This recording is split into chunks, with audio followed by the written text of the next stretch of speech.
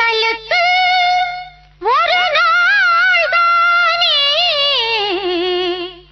அவை பறக்கலையா சிறகு விரிக்கலையா வாழ்வை ரசிக்கலையா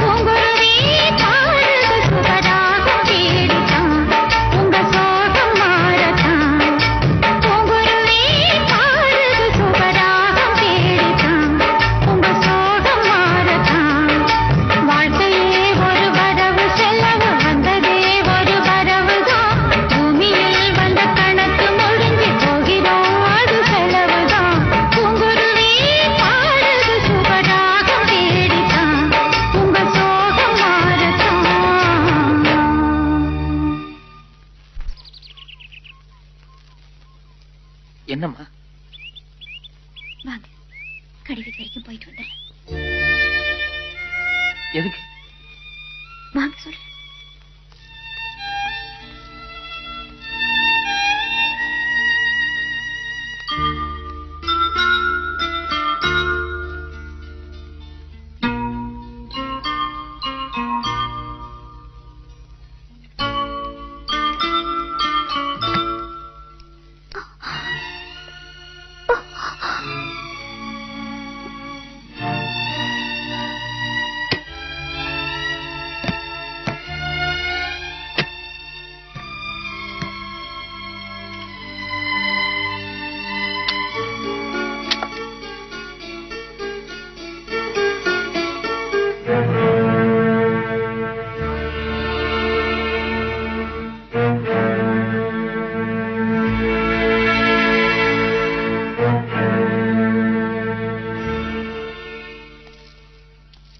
அந்த பொண்ணு ஏற்கனவே அற்ப வயசுல போறா.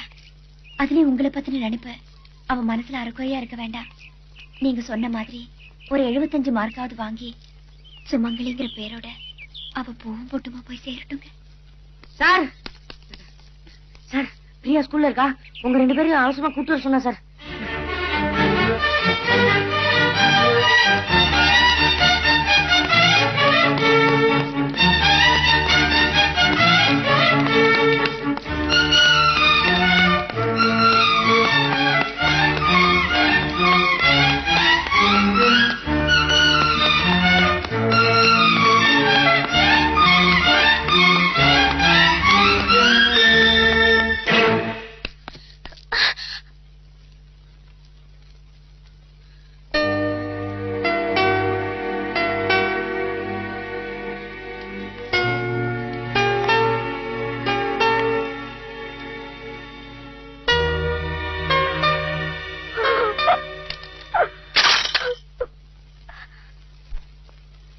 வணக்கம் சார், நான் பிரியா பேசுறேன்.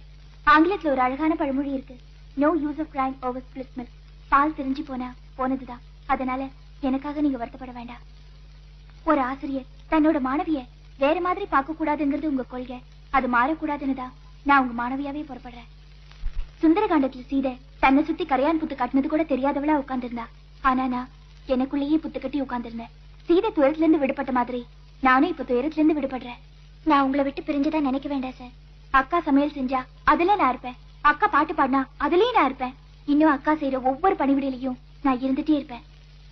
அது மட்டும் இல்ல சார், நான் செஞ்சு வச்ச தாலிய கூட அழிச்சு குழந்தைக்கு போடுற வளையல் செயினா செஞ்சு வச்சிருக்கேன். எதுக்கு தெரியுங்களா? கூடிய சீக்கிரம் அக்கா வயிற்றுல நான் தான் குழந்தைய பிறக்க போறேன். அப்படி நான் பிறக்கும் போது அக்கா my coming soon. Okay, bye.